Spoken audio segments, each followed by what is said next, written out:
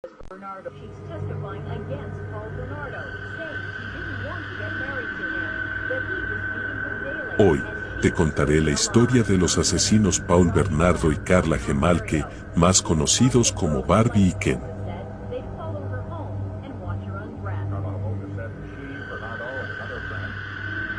Cuando Paul Bernardo conoció a Karla Gemalke ya tenía varios ataques sexuales en su haber. Pero el encuentro potenció sus instintos predadores. Ella llegó a entregarle a su propia hermana. El video en el que Karla habla de sus crímenes era el 23 de diciembre de 1990. En Toronto, Canadá, la familia Gemalke estaba reunida en la casa paterna preparando los festejos de Navidad. En la madrugada del 24, los padres fueron despertados por Karla, la hija mayor, y su novio Paul, que les advertían que Tammy, la hermanita de 14 años, estaba inconsciente. Llamaron a emergencias y la niña fue llevada al hospital, donde murió sin despertarse. Los médicos vieron que Tammy había ingerido alcohol y se había ahogado en su vómito. Muerte accidental fue la poco perspicaz conclusión. Pero, ¿quién iba a sospechar algo de esa familia? ¿Quién podía imaginar oscuridad en esa luminosa pareja de jóvenes sonrientes y seductores que eran Paul y Karla? Sin embargo, para ese entonces, Paul Bernardo, 26 años, ya había sembrado el terror en el barrio de Scarborough, un suburbio de Toronto, Canadá, con una serie de violaciones de mujeres jóvenes.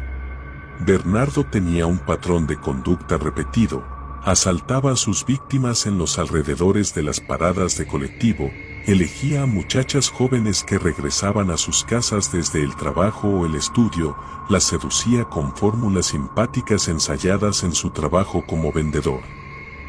Las llevaba a un sitio oscuro y solitario donde las golpeaba, las insultaba y las violaba.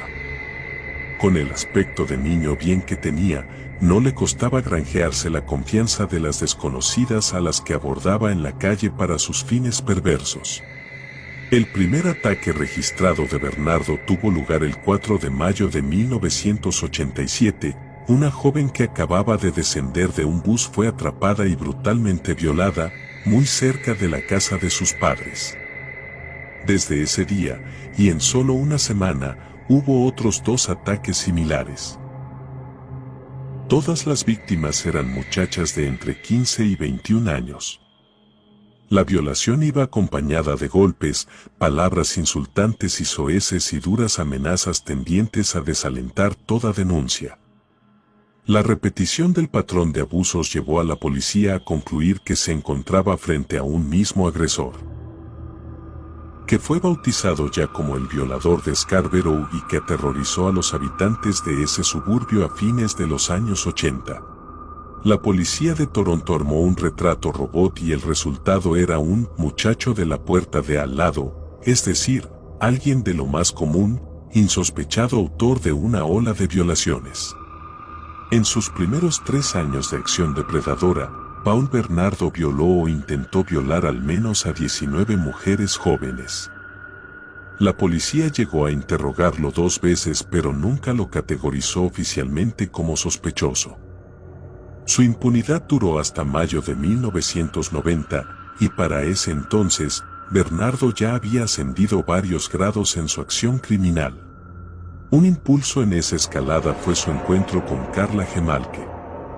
Parecían la pareja ideal: jóvenes, bellos y simpáticos, fueron los más insospechados asesinos seriales. En realidad eran una pareja unida por una relación sadomasoquista perversa y criminal. Paul Bernardo nació el 27 de agosto de 1964, en el seno de una familia de clase media, sin problemas materiales pero muy disfuncional, con acusaciones de abuso hacia el padre. La víctima habría sido la hermana de Paul, a lo que se sumaba la revelación de que este era producto de una aventura extramatrimonial de la madre.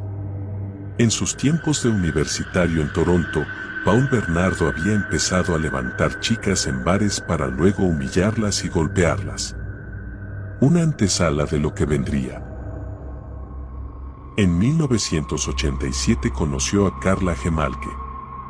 Él tenía 23 años y ella solo 17.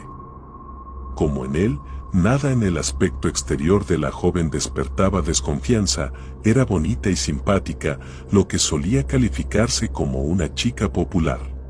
Karla era la mayor de 3 hermanas. Al terminar el secundario, empezó a trabajar en una clínica veterinaria.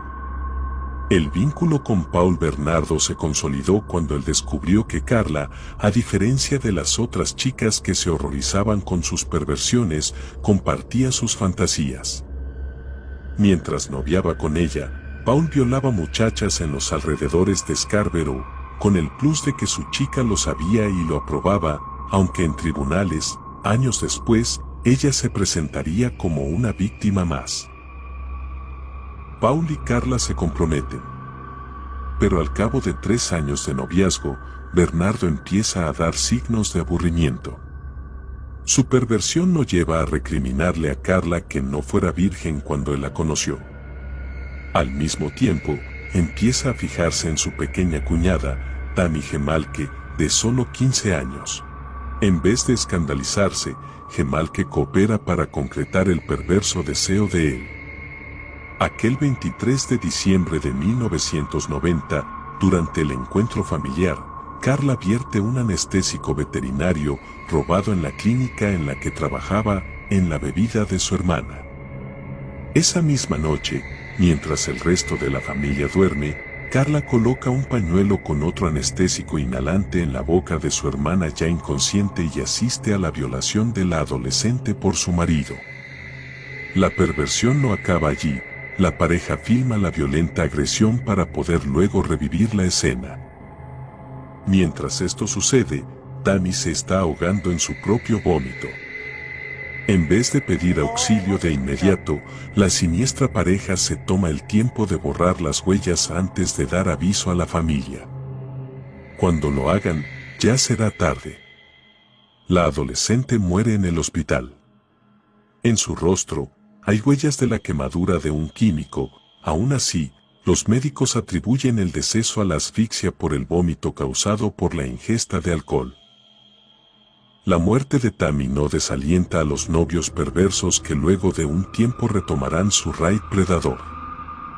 Al año siguiente, el 15 de junio de 1991, Paul Bernardo secuestra a Leslie Mehaffey, una niña de 14 años, y la lleva a la casa donde ya convive con Karla. El ritual se repite y dura varios días, drogan a la joven, abusan de ella, filman la agresión. Finalmente la asesinan y para deshacerse del cuerpo lo cortan con una sierra circular. Arrojan los restos de Leslie a un lago cercano. Durante el juicio, Paul Bernardo argumentará que mató a Mehaffey por insistencia de Karla, que temía ser reconocida, ya que durante una de las violaciones a Leslie se la había caído la venda de los ojos. Menos de 2 semanas después, una pareja que paseaba en canoa descubre los restos del cuerpo de Leslie Mehaffey en el lago. El 29 de junio, mientras los forenses analizaban los macabros hallazgos, Bernardo y Gemalke llegaban a su fiesta de bodas a bordo de un carruaje tirado por caballos. Nadie los vinculó con el crimen de Leslie Mehaffey. Cerca de un año más tarde, el 16 de abril de 1992, los Bernardo vuelven a actuar, secuestran y matan a Kristen French, de solo 15 años. Nuevamente graban en video los reiterados abusos contra la adolescente. Esta vez abandonan descuidadamente el cuerpo de la niña en la zanja de un camino rural. La policía relaciona los 2 crímenes, pero todavía no detecta al autor. Un testigo del secuestro de Kristen, que tuvo lugar en un estacionamiento, da la descripción del auto, pero lamentablemente confunde el modelo. En enero de 1993, Karla Gemalke deja a Paul Bernardo y se refugia en casa de amigos, escapando de la violencia que él empieza a descargar sobre ella. Tras una de las golpizas, ella termina en el hospital. La policía, que empieza a sospechar que Bernardo es el violador de Scarborough, interroga a Karla, que decide cooperar. 2 meses después, una muestra de ADN confirma la implicación de Paul Bernardo en la serie de violaciones que habían asolado su antiguo barrio a fines de los 80. Gemalque logra a través de su abogado un acuerdo de clemencia a cambio de testificar contra su marido. Entre otras cosas, lo acusa de haber violado por lo menos a 30 mujeres. La justicia pacta con Carla en el convencimiento de que no tenían suficientes evidencias contra Paul Bernardo para acusarlo por el asesinato de las 3 adolescentes. En realidad, durante el allanamiento de la casa de la pareja asesina, habían pasado por alto el escondite donde se encontraban los videos filmados durante las violaciones. A cambio de su colaboración, Carla será condenada solo a 12 años de prisión, a pesar de que en las grabaciones ella no aparece como una víctima más de su marido sino como su cómplice. Su papel estuvo muy lejos de ser el de una testigo pacífica, forzada o manipulada. Es verdad que, cuando se analizó a los esposos para detectar psicopatías, de acuerdo con una lista de ítems, Gemalque quedó con un puntaje muy bajo mientras que Bernardo poseía casi un 90% de los rasgos que configuran una personalidad psicopática, a saber, encanto superficial e insincero, exagerada estimación de sí mismo, tendencia patológica a mentir, astucia, manipulación, falta de remordimiento, respuesta emocional superficial, insensibilidad y ausencia de empatía, estilo de vida parasitario, promiscuidad sexual, impulsividad e irresponsabilidad, entre otros.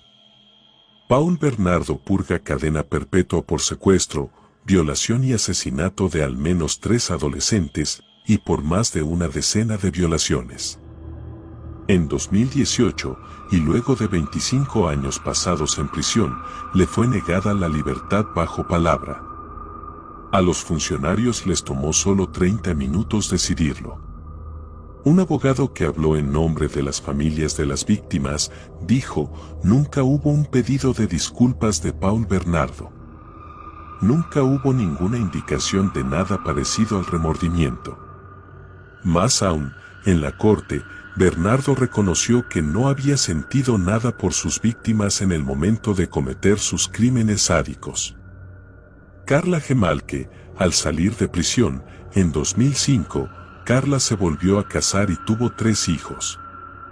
Oriunda del Canadá inglés, se mudó a la provincia francesa de Quebec, donde esperaba encontrar cierta indulgencia, ya que el caso no había repercutido tanto como en Ontario, escenario de sus crímenes.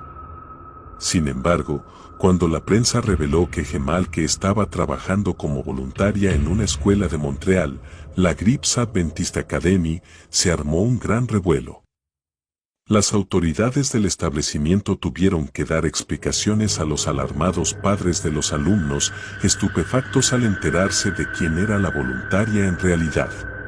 En la cárcel, Carla pasó varios años en aislamiento como medida preventiva para evitar agresiones de otras internas, ya que sus crímenes horrorizaban incluso a las demás convictas.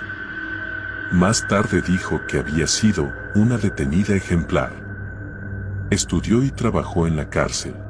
Al salir de prisión, en una estrategia diseñada con sus abogados, Carla Gemalque concedió una única entrevista, eligió a Radio-Canada y dijo que lo hizo porque la prensa francesa había sido menos sensacionalista que la inglesa al tratar su caso y porque esperaba que, dando la cara una vez, se calmaría la curiosidad mediática. Carla fue de la cárcel directamente al estudio de televisión donde se grabó la entrevista, de la cual pueden verse extractos en el video a continuación. En ese diálogo con Radio-Canada, Gemalque dijo que, aunque legalmente había pagado su deuda con la sociedad, sabía que emocional y socialmente no lo había hecho. Pienso que socialmente necesito hacer lo más posible para ayudar a la gente, explicó. Pero emocionalmente vivo con lo que hice constantemente y eso nunca terminará. Aseguró que tenía remordimientos, no logro perdonarme, con frecuencia pienso que no merezco ser feliz por lo que hice. Admitió que lo que había hecho era terrible. pero en cierta forma se concedió circunstancias atenuantes al decir, yo estaba en una situación en la que no era capaz de ver claro, de pedir ayuda, una situación en la que estaba completamente trastornada. Al mismo tiempo reconoció que podía haberse detenido, lamento enormemente lo que hice porque ahora sé que yo tenía el poder para detener todo eso, pero cuando estaba dentro de esa situación creía que no tenía ese poder. Yo no fui la que inició los delitos, aclaró luego, pero a continuación aseguró que no existía ningún riesgo de que volviese a seguir a un asesino, porque soy una adulta. En el pasado, tenía 17 años. No sabía muchas cosas. Tenía miedo de ser abandonada. También sostuvo que quienes dicen que ella tenía un rol igual al de él, no conocen la causa. Yo estaba bajo el influjo de él, afirmó.